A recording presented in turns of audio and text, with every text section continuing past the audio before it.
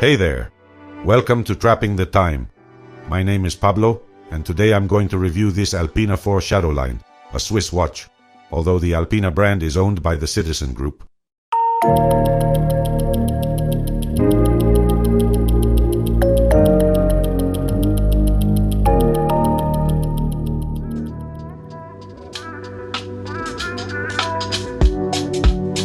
Before I get into the review of the second Swiss watch in my collection, well, actually the third. In addition to the Tissot, also the Minor, although a Spanish brand, is a Swiss made. So this would be the third Swiss in my box. But before talking about it, I want to make a very brief review of the history of the brand. It was 1883 when Gottlieb Hauser founded the Alpina Swiss Watchmakers Corporation, uniting the leading independent Swiss watchmakers who became known as the Alpinists. In its early days, the corporation developed to optimize the manufacture of movements and watches, forming a federation of cooperative manufacturers and suppliers, but Alpina soon began to develop and produce its own calibers and chronometers. So it was that in 1901 the Alpina brand was registered and appeared for the first time on high-end calibers and watches. Hauser was convinced that Alpina would grow to become a successful brand worldwide for the quality, durability, precision, and design of its watches.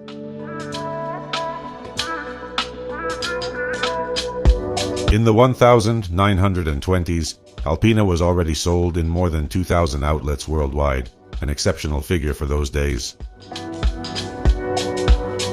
But the pioneers' true ambition was to provide sportsmen, engineers, technicians, and adventurers with the ideal watch. Hauser turned their vision into reality with the introduction of the Alpina 4 concept in 1938. In that year, they revolutionized the industry by imposing the 4 essential principles for any watch that wanted to be considered a true sports watch. First, made of stainless steel. Second, water resistant. Third, anti-shock. And fourth, anti-magnetic. The formula was a success, and that is why Alpina continued to develop this type of watches until the 70s, when the famous quartz crisis happened, and Alpina was one of the many Swiss brands that disappeared.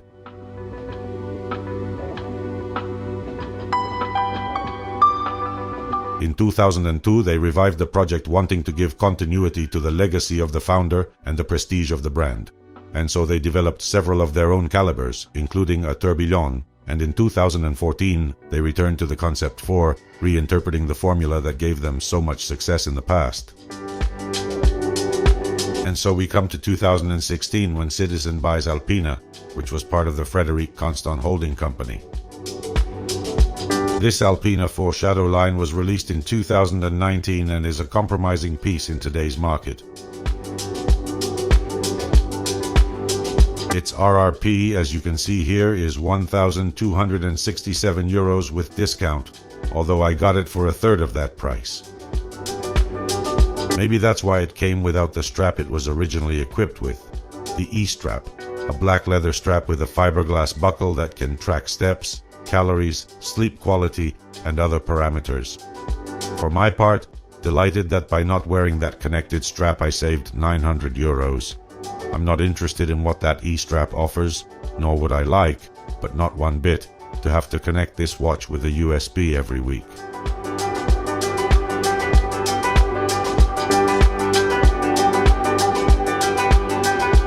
The measurements of this piece are 45 millimeters in diameter, 12.8 in height or thickness, 52 millimeters long between posts, and the width between handles is 22 millimeters.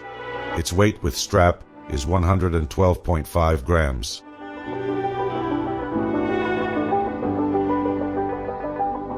It is an analog watch with 3 hands and date.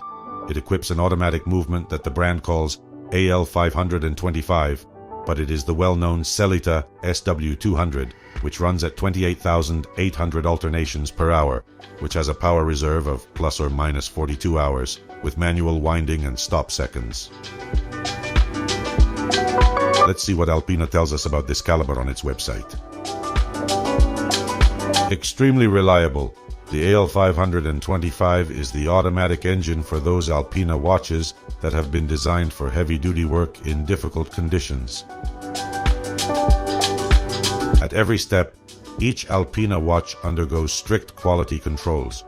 All mechanical movements are tested on a fast drum, exposing them to strong rotational forces. The precision and amplitude of the movement are tested in 5 different positions. All watch functions are checked manually, and a final inspection is carried out for aesthetic conformity. All mechanical watches are also subjected to a power reserve test. And well, the truth is that it suits me very well to know what has passed all these processes to try to understand how it is that the official RRP of this watch is almost 1,500 euros.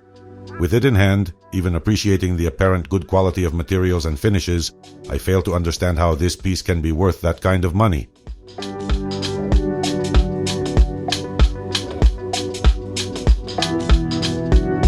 The first thing I will say is that I love its design. It is perceived as a sporty, casual, discreet and elegant watch. It has a vocation, I would say, to go unnoticed, but I think that's also why it attracts attention. Although it is dark, no matter how you look at it, its sober design does not prevent it from attracting attention.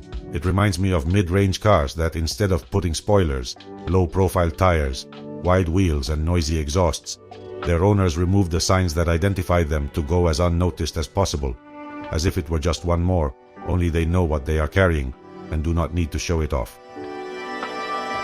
Well, I have the same or a similar feeling with this piece, as if it were really more than what it shows, or so it seems.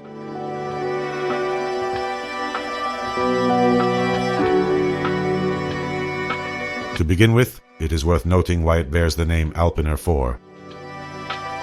Among its features, Alpina highlights that it comes with an anti-magnetic protection of 4,800 amperes meter, complying with the ISO standard. Also that it is made of stainless steel, that it has a good anti-shock system, and that it has a water resistance of 10 bars or 100 meters. Not bad for a watch that is not a diver. According to the brand, it is aimed at mountain enthusiasts and other sports in contact with nature. Starting with the dial is a very dark graphite color, although endowed with sunray effect, but very slight, and in my eyes the truth is that it looks very good. We see that the hour indexes are applied. All are pencil-shaped, longer at 3 and 6 o'clock, double at 12 o'clock, and shorter at 3 o'clock, where we find a small dater quite well integrated. The cuts on the dial are not straight, but at an angle, so they mark inward this complication that we see in negative, eye-black background and white numbers. More difficult to see than if it were in positive, but it was forced to do so in this piece. The markers have the metal profile, but in the center are covered with a luminous paint that in daylight looks great, because it is dark as almost all the watch, but at night is a bad joke. And here we come to the first serious flaw, insurmountable I would say, of this watch. Okay, that its vocation is to go unnoticed, but I think that this is not incompatible with providing it with a lumen that deserves that name, and not this paste that more than luminous should be decorative, because what is that? It is illuminated in the dark. Forget it. It must be the worst I have, and in one of my watches, in theory, more expensive.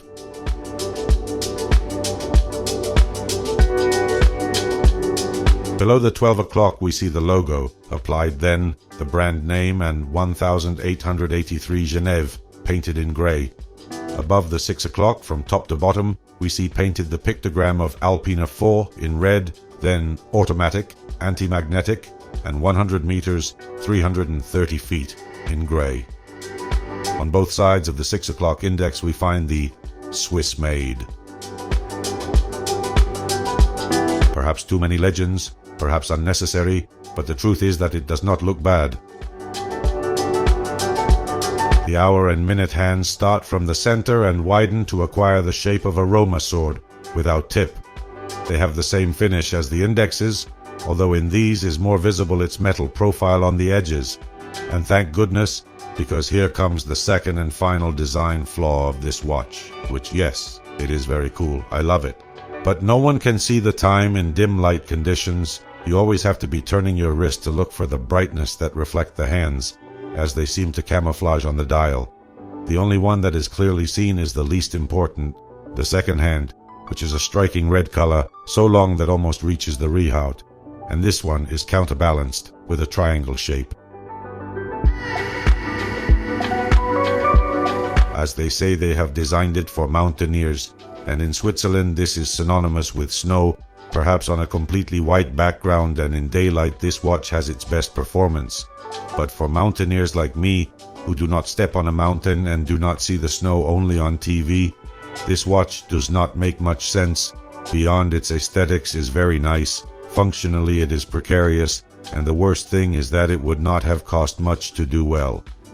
If the outline of those hands were the same red color as the jogger, it wouldn't be so difficult to read the time of day, or if they had put a luminous paste worthy of the name, it could even be read at night, and I don't think I'm asking too much, am I?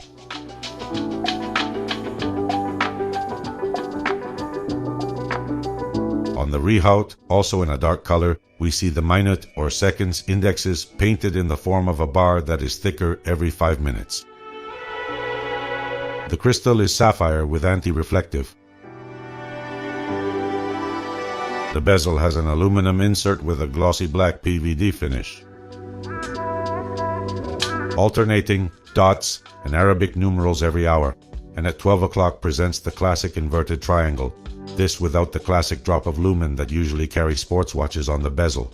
In other words, it is unusable in the dark. I wonder what those who designed it were thinking.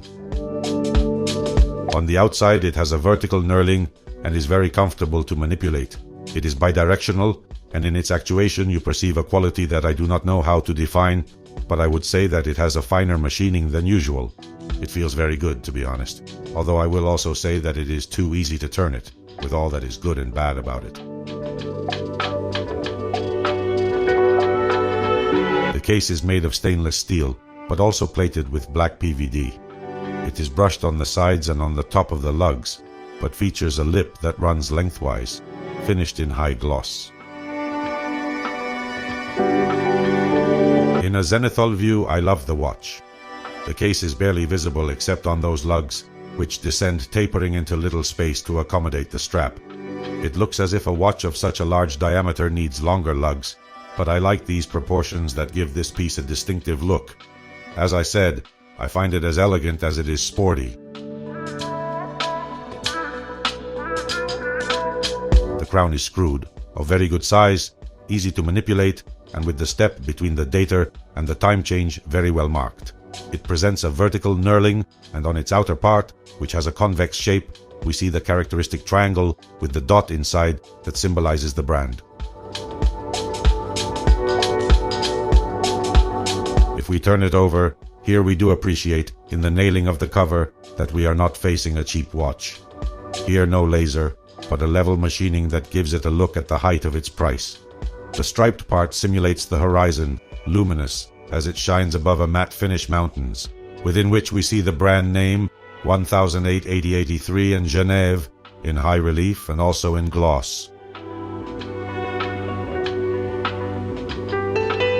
The outermost part of the lid, around the notches to unscrew it, we can see different references and legends such as Swiss made, sapphire, 10 atmospheres, etc.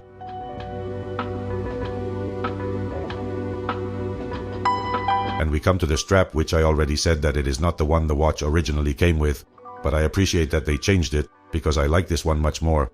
Black leather, satin finish, with an antique pattern. Very cool. The truth, it is perceived of very good quality. From the side we see how it is covered with resin, so that the irregularities of the leather are not seen, and how it becomes thicker as it approaches the handles, where it has that white thread stitch on each side, and thinner in the part that will host the buckle. It is made of steel, finished in black PVD, and in it we can also see the name of the brand. Very picturesque, this buckle, for its design. And I think I have little more to review about this Alpina 4 Shadowline, a watch that aesthetically I love, but in terms of functionality is quite disappointing. So, I will now review what I liked and what I didn't like. worst thing, by far, is this luminous paste, unbecoming of any self-respecting watch, let alone one whose official RRP is almost 1,500 euros. Unforgivable failure so incomprehensible that besides disappointing a lot, it predisposes you to question whether the rest of the watch will be at the same height.